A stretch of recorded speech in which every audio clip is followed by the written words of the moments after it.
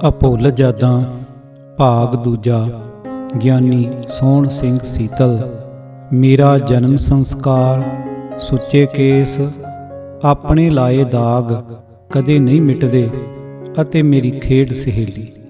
ਵਾਹਿਗੁਰੂ ਜੀ ਕਾ ਖਾਲਸਾ, ਵਾਹਿਗੁਰੂ ਜੀ ਕੀ ਫਤਿਹ। ਮੇਰਾ ਨਾਮ ਸੰਸਕਾਰ। ਪੁਰਾਣਾ ਕਾਜ਼ੀਆਂ ਦਾ ਪਿੰਡ ਕਾਦੀਵਿੰਡ, ਜੋ ਸਾਡੇ ਵੱਡਿਆਂ ਨੇ ਉਹਨਾਂ ਕੋਲੋਂ ਖੋਇਆ ਸੀ, ਉਹ ਛੱਡ ਕੇ ਤਰਨ ਤਾਰਨ ਵਾਲੀ ਰੋਈ ਦੇ ਕੰਢੇ 5 ਥਾਈਂ ਹੋ ਬੈਠਾ। ਸਾਡੇ ਪਿੰਡ ਦਾ ਨਾਮ ਤਾਂ ਕਾਦੀਵਿੰਡ ਹੀ ਰਿਹਾ, ਤੇ ਬਾਕੀਆਂ ਦੇ ਨਾਮ ਪ੍ਰਚਲਿਤ ਹੋਏ ਤਰਗੇ, ਵਰਨ, ਬੱਲਾਂ ਵਾਲਾ ਤੇ ਨੱਥੂ ਵਾਲਾ। ਇਲਾਕੇ ਵਿੱਚ ਨਹਿਰਾਂ ਆ ਗਈਆਂ ਤਾਂ 1906 ਈਸਵੀ ਵਿੱਚ ਸਾਡੇ ਬਜ਼ੁਰਗਾਂ ਰੋਹੀ ਵਾਲਾ ਪਿੰਡ ਛੱਡ ਕੇ ਉਸ ਤੋਂ 1.5 ਮੀਲ ਲਹਿੰਦੇ ਵੱਲ ਨਵਾਂ ਪਿੰਡ ਆ ਬੱਧਾ। ਨਾਮ ਉਹ ਰਿਹਾ ਕਾਦੀਵਿੰਡ। ਵਿਚਕਾਰ 1 ਏਕੜ ਥਾਂ ਗੁਰਦੁਆਰਾ ਸਾਹਿਬ ਵਾਸਤੇ ਰੱਖ ਲਈ। ਉਸ ਤੋਂ ਪੱਛਮ ਵੱਲ 15-16 ਘਰ ਜੱਟ ਸਿੱਖਾਂ ਦੇ ਵਸੇ। ਗੁਰਦੁਆਰਾ ਸਾਹਿਬ ਤੋਂ ਚੜ੍ਹਦੇ ਪਾਸੇ ਮੁਸਲਮਾਨਾਂ ਦੀ ਵਸੋਂ ਸੀ, ਤੇ ਧੁਰ ਚੜ੍ਹਦੇ ਪਾਸੇ ਹਰੀਜਨਾਂ ਦੀ। ਗੁਰਦੁਆਰੇ ਦੇ 2 ਕੱਚੇ ਕਮਰੇ ਛੱਤ ਕੇ ਵਿੱਚ ਸ੍ਰੀ ਗੁਰੂ ਗ੍ਰੰਥ ਸਾਹਿਬ ਜੀ ਦੀ ਬੀੜ ਰੱਖ ਲਈ, ਪਰ ਗ੍ਰੰਥੀ ਅਨਪੜ੍ਹ ਹੀ ਸੀ। ਇਹੋ ਜਿਹੇ ਛੋਟੇ ਪਿੰਡ ਵਿੱਚ ਪੜ੍ਹਿਆ ਲਿਖਿਆ ਗ੍ਰੰਥੀ ਕਿਵੇਂ ਟਿਕਦਾ? ਫਿਰ ਮੇਰਾ ਨਾਮ ਕੌਣ ਰੱਖਦਾ? ਪਰ ਬਿਨਾਂ ਨਾਮ ਵੀ ਤਾਂ ਨਹੀਂ ਸਰਦਾ। ਜਦੋਂ ਜਿੱਦੀ ਭੈਣਾਂ ਨੇ ਚੁੱਕੀ ਫਿਰਨਾ, ਤੇ ਹਰ ਇੱਕ ਨੇ ਲਾਡ ਨਾਲ ਕਹਿਣਾ, ਮੇਰਾ ਸੋਹਣਾ ਵੀਰ। ਬਸ ਇੱਥੋਂ ਹੀ ਮੇਰਾ ਨਾਮ ਸੋਹਣ ਸਿੰਘ ਪੱਕਾ ਹੋ ਗਿਆ। ਮੈਂ ਸੋਚਦਾ ਹਾਂ, ਜੇ ਮੈਂ ਕਾਲਾ ਕੋਝਾ ਹੁੰਦਾ ਤਾਂ ਵੀ ਭੈਣਾਂ ਨੇ ਫੇਰ ਵੀ ਸੋਹਣਾ ਵੀਰ ਹੀ ਕਹਿਣਾ ਸੀ।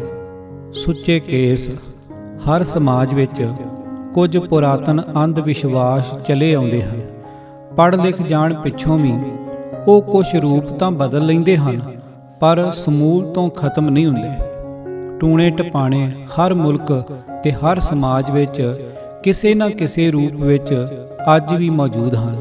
ਮੇਰੇ ਮਾਤਾ ਜੀ ਨੂੰ ਬਜ਼ੁਰਗ ਗਵਾਂਢਣਾਂ ਨੇ ਸਲਾਹ ਦੇਣੀ, ਬੇਬੇ ਪਿਛਲੀ ਉਮਰ ਗੁਰੂ ਤੁੱਠਾ ਏ, ਤੇ ਤੈਨੂੰ ਹੀਰੇ ਵਰਗਾ ਲਾਲ ਬਖਸ਼ਿਆ ਏ।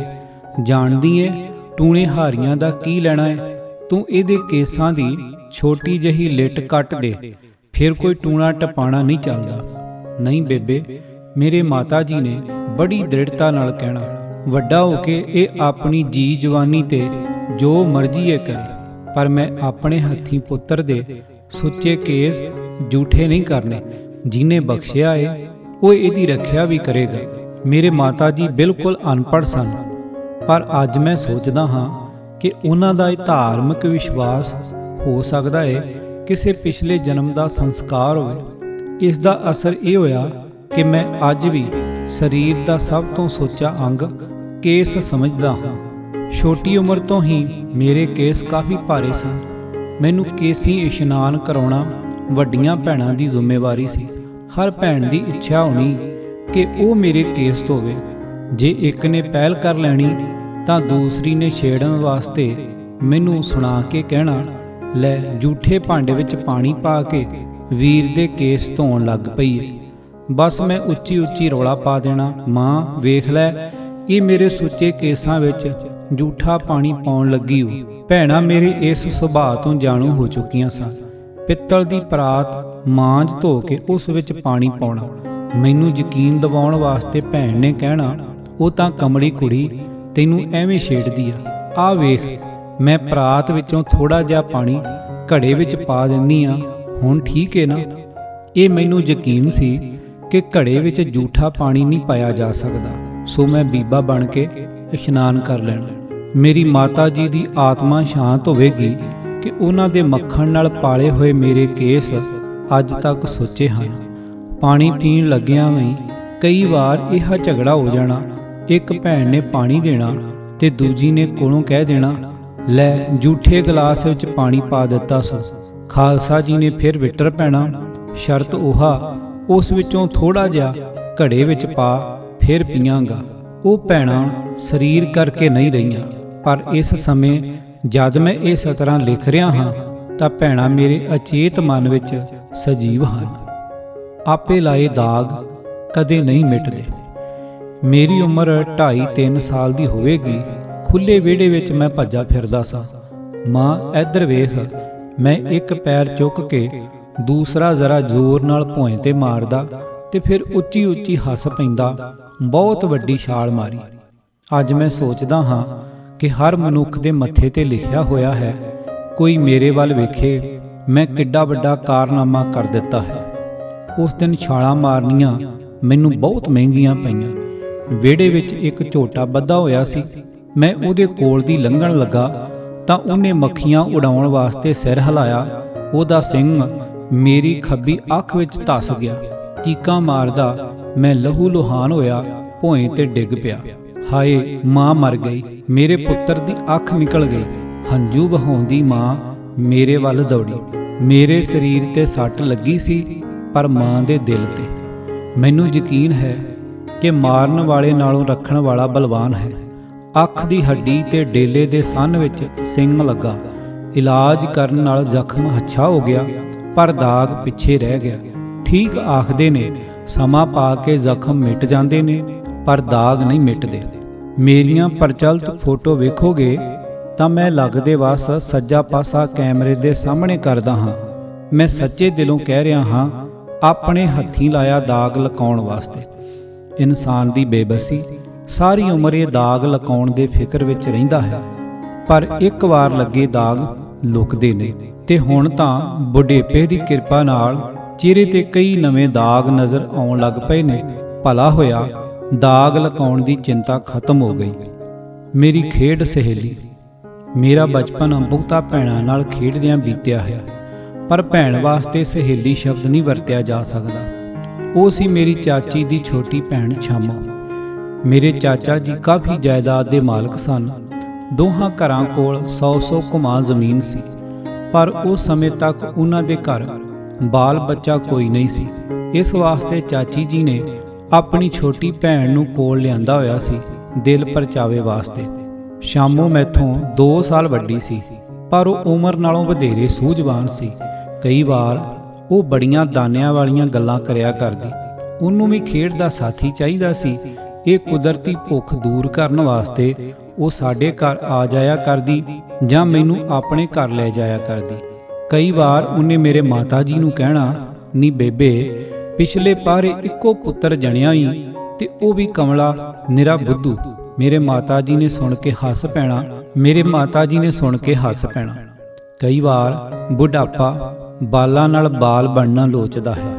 ਸ਼ਾਮੋ, ਮੇਰੇ ਮਾਤਾ ਜੀ ਨੇ ਵੀ ਉਸੇ ਰੌਂ ਵਿੱਚ ਕਹਿਣਾ, ਤਾਈਓ ਤਾਂ ਮੈਂ ਤੈਨੂੰ ਆਂਦੀ ਆ ਭਈ ਤੂੰ ਮੇਰੀ ਨੂੰਹ ਬਣ ਜਾ। ਇਹ ਕਮਲਾ ਏ, ਤੂੰ ਤਾਂ ਓਨੀ ਸਿਆਣੀ ਏ, ਤੂੰ ਆਪੇ ਘਰ ਸੰਭਾਲ ਲਵੇਂਗੀ।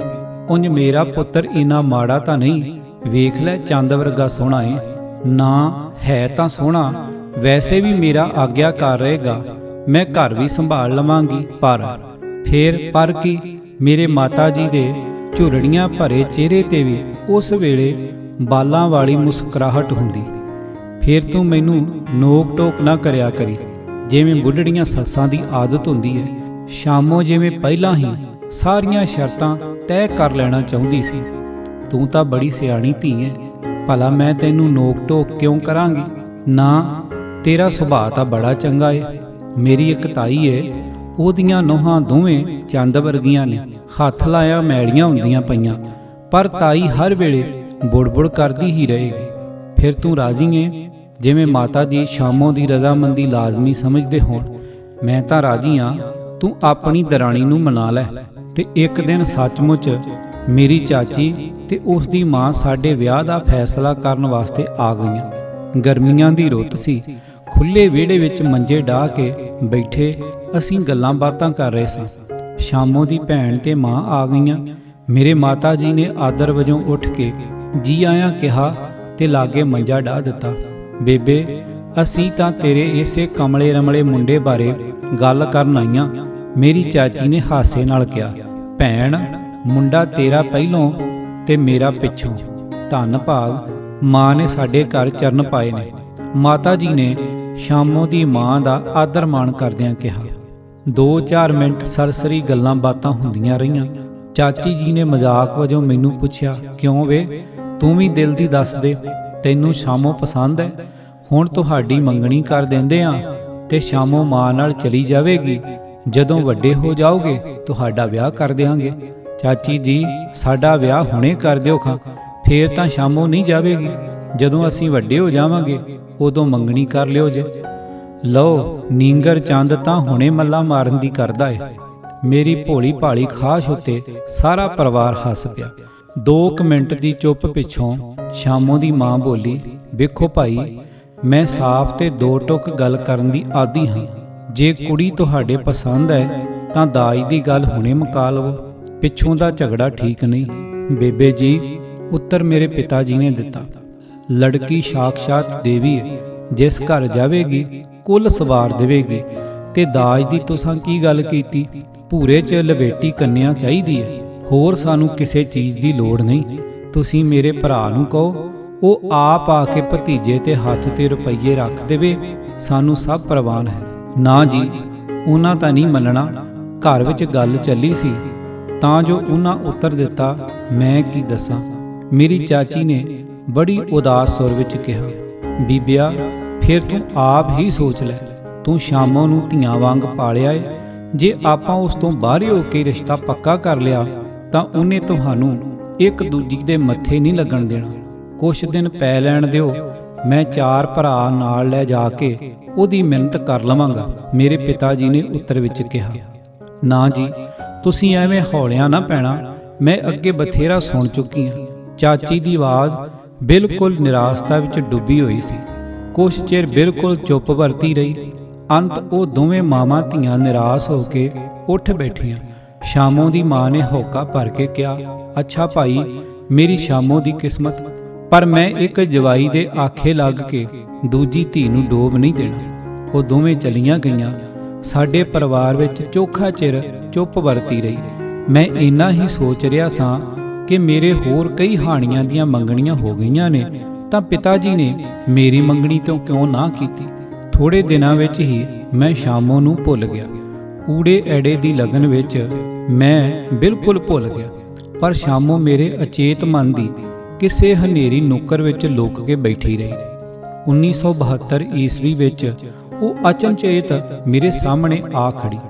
ਉਹਨੇ ਬੜੇ ਨਿਹੋਰੇ ਨਾਲ ਕਿਹਾ, ਮੇਰੀ ਬਾਲ ਉਮਰ ਦੀ ਖੇਡ ਦੇ ਹਾਣੀਆਂ, ਮੇਰੀ ਬਲੂੰਦਰੀ ਹੋਈ ਆਤਮਾ ਵੱਲ ਵੇਖ। ਮੈਂ ਆਤਮਘਾਤ ਕੀਤਾ ਸੀ, ਮੈਨੂੰ ਕਿਤੇ ਢੋਈ ਨਹੀਂ ਮਿਲੀ। ਮੇਰੇ ਤੇ ਤਰਸ ਕਰ, ਤੇਰੇ ਹੱਥ ਵਿੱਚ ਕਲਮ ਹੈ, ਮੈਨੂੰ ਅਮਰ ਬਣਾ ਦੇ। ਮੈਂ ਇੱਕੇ ਵਾਰ ਤਰਬਕ ਕੇ ਉੱਠ ਬੈਠਾ। ਮੈਨੂੰ ਐਵੇਂ ਮਹਿਸੂਸ ਹੋਇਆ ਜਿਵੇਂ ਸ਼ਾਮੋਂ ਕਿਸੇ ਕੰਧ ਨਾਲ ਲੱਗ ਕੇ ਹੁਬਕੀ ਹੁਬਕੀ ਰੋ ਰਹੀ ਹੋਵੇ।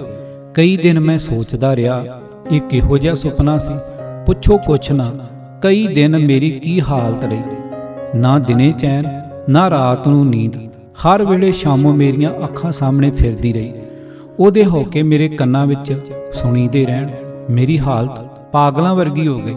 ਅੰਤ ਮੈਂ ਜਵਾਲਾਮੁਖੀ ਨਾਵਲ ਲਿਖਣਾ ਸ਼ੁਰੂ ਕੀਤਾ। 27 ਮਈ 1972 ਈਸਵੀ ਨੂੰ ਉਹ ਪੂਰਾ ਹੋਇਆ ਤਾਂ ਮੇਰਾ ਮਨ ਕੁਛ ਸ਼ਾਂਤ ਹੋਇਆ। ਉਸ ਤੋਂ ਪਿੱਛੋਂ ਮੈਂ ਕੋਈ ਨਾਵਲ ਨਹੀਂ ਲਿਖ ਸਕਿਆ। ਅਭੁੱਲ ਯਾਦਾਂ ਭਾਗ ਦੂਜਾ। ਸ਼੍ਰੋਮਣੀ ਢਾਡੀ ਗਿਆਨੀ ਸੋਹਣ ਸਿੰਘ ਸੀਤਲ। ਆਵਾਜ਼ ਭਾਈ ਗੁਰਜੰਟ ਸਿੰਘ ਰੂਪੋਵਾਲੀ। ਵਾਹਿਗੁਰੂ ਜੀ ਕਾ ਖਾਲਸਾ, ਵਾਹਿਗੁਰੂ ਜੀ ਕੀ ਫਤਿਹ।